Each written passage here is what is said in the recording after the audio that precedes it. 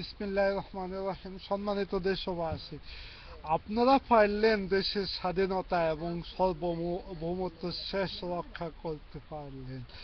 আপনারা সেই বীর বাঙালি, আমি বলেছিলাম না, আমাদের কবিরা যেভাবে বলেছিল আমরা বীর বাঙালি, আমরা অন্যতম মসির, তার প্রমাণ আপনারা 2015 সালে জানুয়ারি মাসে প্রথম মাসে আপনারা দিয়েছেন। সম্মানিত দেশবাসী, আপনারা এখন পারলেন দেশ থেকে নাস্তিকদেরকে এভাবে হঠাতে।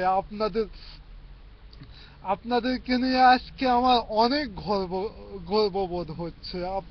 আপনাদেরকে নিয়ে আমরা আমার আমার মায়ের মতো মাটিকে রক্ষা করতে পারছি। দেশের মাটিতে এইভাবে আমাদেরকে আর রক্ত দেখতে হবে না, আর আমাদেরকে কোনো সংবাদ পত্রিকার উপর চাপ এবং গণমাধ্যম দায়বদ্ধ বা এরকম কোনো সরকার দেখতে হবে না। আমাদেরকে আর অবৈধ কুলাঙ্গার এবং দেশদ্রোহী রাক্ষসিনী সরকার আমাদেরকে দেখতে হবে না। আমাদেরকে দেখতে হবে, যেমন জনাব তারেক রহমান বলেছিলেন, আমি এমন একটা বাংলাদেশ গড়তে চাই, সেই বাংলাদেশ হবে আগামী দিন প্রতিটা মানুষ স্বাধীন এবং সার্বভৌমত্ব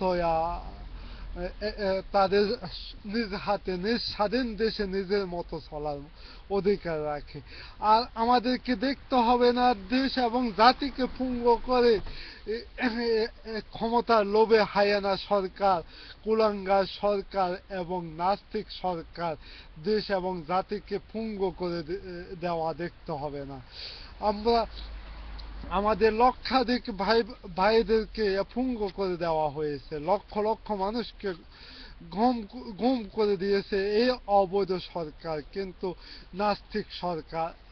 এই সকল অপকর্মের বিচার এখন আমরা আমাদের গণ আদালতের মাঝে করব। আমরা সবাই প্রস্তুত, যেখানে সন্ত্রাস সেখানে লাঠি। এখনই সময়, এখন আমাদের জনগণের উপর যত নির্যাতন করেছিল সব প্রতিশোধ নেওয়ার এখনই সময়। আমরা এখনই তাদের প্রতিশোধ নেব। এই জন্য আমি আপনাদের প্রতি অঙ্গীকার করতেছি, আপনারা এখন নিজ হাতে সন্ত্রাসীদের বিচার করুন। এখন সন্ত্রাসীরা যে পালাইতেছে তা তো আপনারা দেখতেছেন। আপনারা আমার দেশ পত্রিকার উপর নজর রাখুন, সেখানে আপনারা নতুন তাজা খবর পাবেন।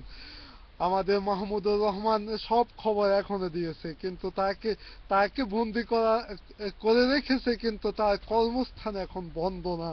সম্মানিত দেশবাসী, এরকম দেশপ্রেমিক নেতৃবৃন্দ এখনো আছে যারা দেশ এবং জাতির জন্য কাজ করে। আমরা এখন এক হয়ে সন্ত্রাসদেরকে বিচার করবো, এই বলে আজকের মতো বিদায় নিচ্ছি।